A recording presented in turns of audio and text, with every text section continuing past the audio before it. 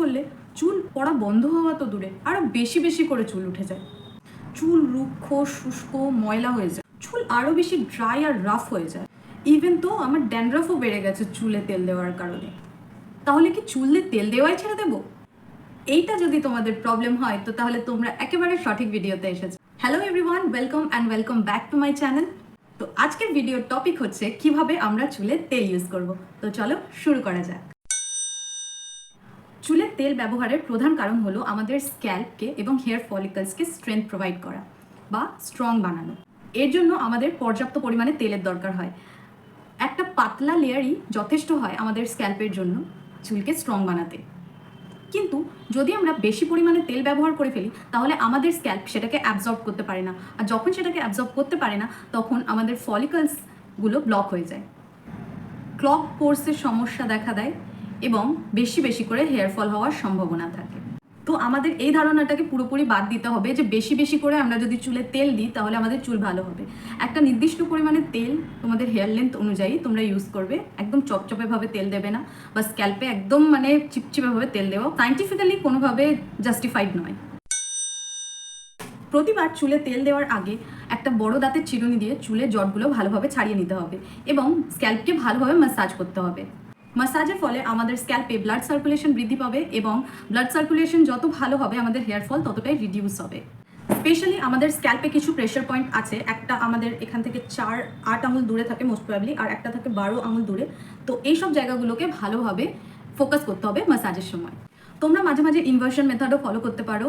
এই ব্যাপারটা নিয়ে একটু কন্ট্রোভার্সি আছে যে ইনভার্সন মেথড ইউজ করলে চুল লম্বা হয় কিনা, বাট হেয়ার ফল কম হয়, এটা আমি নিজে টেস্ট করে দেখেছি।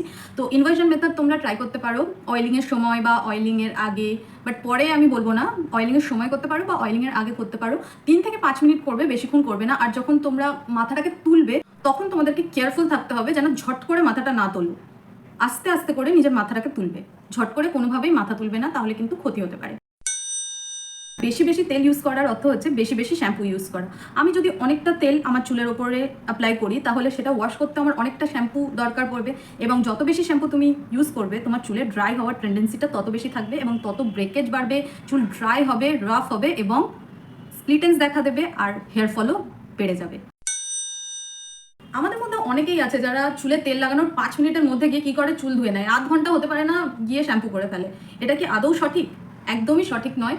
ওটা তেল ওকে চুলের মধ্যে পেনিট্রেট করার টাইম দিতে হবে, অ্যাবজর্ব হওয়ার মতো সময় দিতে হবে যাতে ও নিজের গুণগুলোকে তোমার চুলে রিলিজ করতে পারে। সো কোনোভাবেই এটা ঠিক নয় যে তেল লাগিয়ে আমি শ্যাম্পু করতে চলে যাবো খুবই কম সময়ের মধ্যে এবং সেটা আমার চুলে ভীষণ ভালো এফেক্ট দেখাবে। তো এই ধারণাটা যদি কেউ নিজের মধ্যে রেখে থাকো তাহলে সেটা খুবই ভুল করছো। তাহলে আমরা কি করব? চুলে তেল লাগিয়ে রাখার সঠিক সময় কতক্ষণ? সঠিক সময় হচ্ছে আধ ঘন্টা থেকে, অ্যাপ্লিকেশনের আধ ঘন্টা থেকে 4 ঘন্টা পর্যন্ত সেফ টাইম থাকে। এর মধ্যে যদি তুমি হেয়ার ওয়াশ করতে পারো, নো প্রবলেম।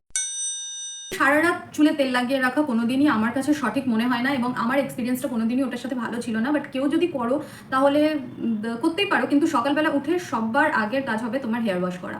যদি আমার সাজেশন নাও তো আমি বলবো সবার আগের কাজ হবে হেয়ার ওয়াশ করা। এবং যদি তোমার ওভারনাইট অয়েলিংয়ে কোনো রকম চুল পড়ে না বা কোনো প্রবলেম হয় না তাহলে অ্যাবসলিউটলি নো প্রবলেম, তুমি করতেই পারো।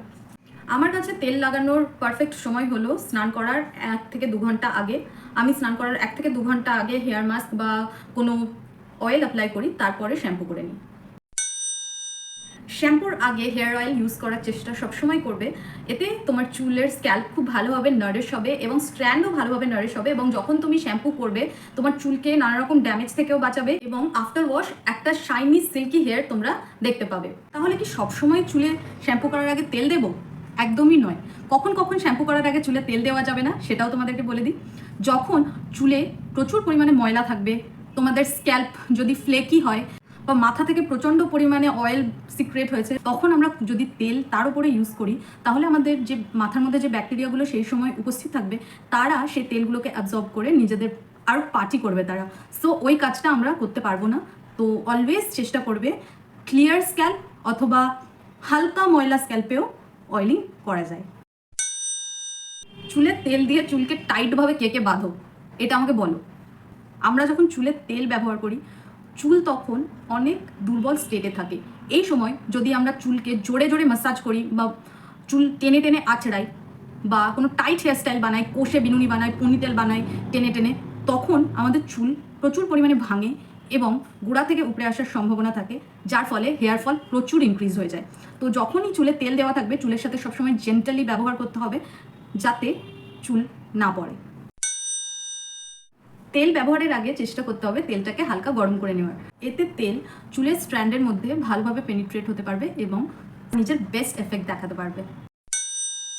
তেল সবসময় এমন ইউজ করতে হবে যেগুলোকে আমরা খেতে পারি, যেমন সর্ষের তেল বলো, নারকোল তেল বলো, সেসেমি অয়েল বলো, এগুলো আমরা কনজিউম করতে পারি। যে অয়েলগুলো আমরা কনজিউম করতে পারি সেগুলো আমাদের হেয়ারের জন্য তো সবসময় ভালো হয়, কোনো সাইড এফেক্টস দেখায় না।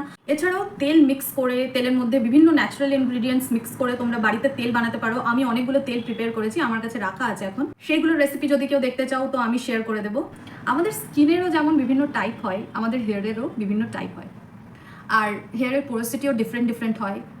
তো তোমার হেয়ার টাইপ অনুযায়ী কোনটা সঠিক হেয়ার অয়েল সেটা তোমাকে বেছে নিতে হবে। অনেক সময় কেউ যদি নিজের হেয়ার টাইপের জন্য যেই অয়েলটা সুইটেবল সেটা ইউজ না করে অন্য টাইপের হেয়ার অয়েলটাকে অ্যাপ্লাই করে, তাহলেও কিন্তু চুলে নানা রকম সমস্যা দেখা দেয়।